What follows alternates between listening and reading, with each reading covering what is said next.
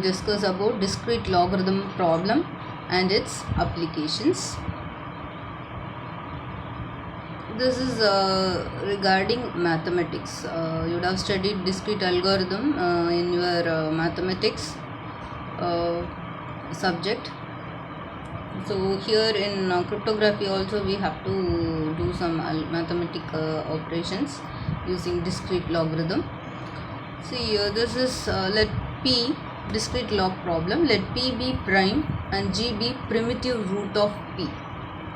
The function f of a is equal to g power a mod p, where a is greater than or equal to 0 and less than or equal to p minus 1. It is called modular exponentiation function with the base g and modulus p. So what is the discrete log is nothing but a is equal to log base g p. This is called discrete logarithm. This is inverse. Inverse a is equal to log g p is called discrete logarithm. So f of a is equal to g power a mod p is modular exponentiation function. Discrete logarithm is nothing but the inverse, that is a is equal to log g p. G is the base and the p is exponent. Okay. So next so based on these discrete algorithm, what are the applications we have? How these applications or these discrete algorithms are used in the cryptography? That's what we are going to see now. That is, the applications are Diffie-Hellman key exchange, Diffie-Hellman authentication, LGML encryption, LGML signature, and DSA signatures. These are the applications in which we are going to use our discrete logarithms.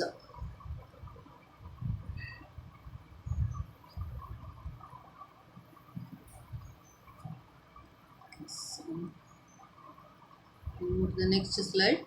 This is about Diffie-Hellman key exchange.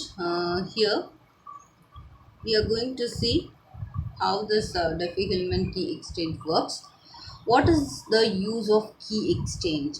See, in all the previous chapters we were seeing in case of public key cryptography or private key cryptography, we have to exchange the keys either in between the two communicators or between the key server and the receivers.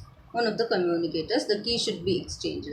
So if in case if you are going for a private key cryptography or secret key cryptography, the common secret should be shared between the sender and the receiver. How we are going to share it? So in order to share the key, there should be some strong method to exchange the keys between the sender and the receiver. So one of the methods which is explained, which is going to help us to exchange the keys between the sender and the receiver is Diffie-Hellman key exchange algorithm. Now we'll see how this key exchange algorithm works, and actually it is widely used and it's very simple and easy. Okay, we'll see the points under it. The first published public key algorithm is Diffie-Hellman and it is done in 1976. The problem is two users need to exchange a key securely. As I said, assume A and B have agreed on P and G before or they decide on these during the current session. Yes, that I will explain. Okay, so generator G is nothing but it should be agreed and known to the sender and the receiver in advance before the starting the communication. And A chooses a random number A, computes G power A mod P and sends it to B. Simultaneously, B chooses a random number B, computes G power B mod P and sends it to A. Okay. So what is this random number A? See, I want to communicate with A. I am A. I want to communicate with B. Okay. So first step, what I have to do is I should have shared the two values, that is G and P, already with the B. So we should be known the common values, that is G and P, and after that I have to generate or I have to take a random number called A, which is called as partial key. With that A, I have to calculate G power A mod P. Okay, that value should be sent to the B. The similarly B also will choose its own random number, and it will calculate g power b mod p and sends it to A. That will be the partial key of B. Whichever is sent by B, that will be that is g power b mod p is sent by B to A, that will be the partial key of B. G power A mod P is sent by A, that will be the partial key of the A. Okay. On receipt of the message from A and B, computes, so B computes G power A mod P power of B mod P. So this is actually received by B from A. With that, it will apply the exponent B because it is selected by our A, that is B. This B is a random number selected by B, so it knows it power B mod P it does. On the receipt of message from B, A computes G power B mod P power A mod P. So I'll make you clear by seeing this diagram. You will be clear. Yes. See, these are the steps. See, first the attacker will select a random number A, and it will send it to actually B.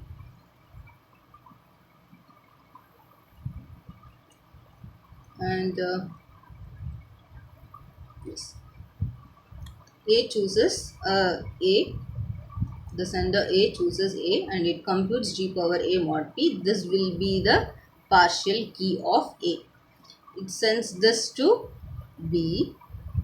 Then similarly, B chooses a random integer called B, and it calculates G power B mod P, and this value is sent to A, which is the partial key. This is the partial key of B. This is partial key of B. This is partial key of A. This is A. Okay. So after getting the partial key of B, A will generate the common secret. How it is going to generate common secret? How it is going to calculate is, so whatever it has received from B, it will take, that is G power B mod P. Actually it is, here it is given as wrong, G power B mod P power A. A is nothing but the random integer chosen by A, so it knows it. So it will take G power B mod P, that is the partial key of B, and upon it, it will put the exponent as A mod P. Whatever the value it gets, that will be the common secret, which should be used for the encryption of the messages which is sent between A and B. Similarly, B will take the partial key that was sent by A. That is, what was the partial key sent by A to B? This is G power A mod P. It will take it, and it will put the exponent. What is the exponent? The B, random number which was selected by B, and G power AB mod P. It will calculate G power AB mod P, which is nothing but the common secret. So these two values will be the common secret values which was calculated by A and B will be same. Whichever communication takes place in between A and B, it is encrypted with the common secret. So this is how our Diffie-Hellman key exchange works. See, if I am selecting, I'll explain with an example, that is 7. So this is the random integer I am selecting. So G power 7 mod P. This is the random integer. 3 is the random integer which B is selecting. So what it will do, G power 3 mod P it will calculate, and this 3 will go here, and this 7 will go here. What will happen now? G power AB. A is nothing but 7 and B is nothing but 3. 7 into 3 mod P. This will be the common secret. Here also G power AB is nothing but G power 7 into 3 mod P. So this is the common secret which will be of the same value at both the ends, that is A and B. With this, they have to do the encryption and the decryption process. So since it is very easy for the calculation, it doesn't involve so many operations and multiplications. It is very simple, and it is widely used algorithm, and it is also very important question for the university exam. So please concentrate in it and study. Thank you. Bye bye.